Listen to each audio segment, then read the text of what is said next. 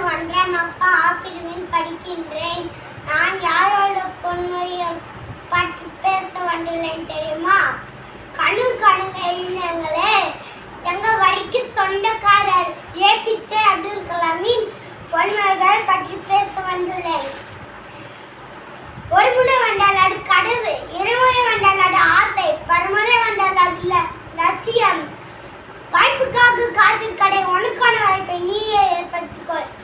பிரச்சனை கண்டு பயப்படாதே.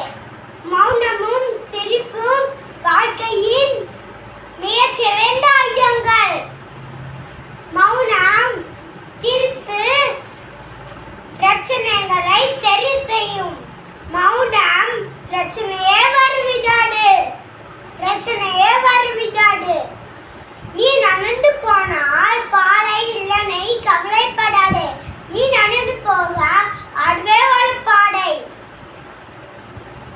நம் நாடு வல்லரசாக ஆகும் வரை கனவு தோழா.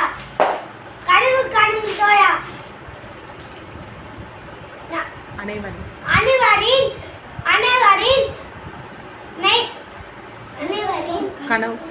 கனவுகளும் மெய்ப்பட வேண்டும். நன்றி, வணக்கம்.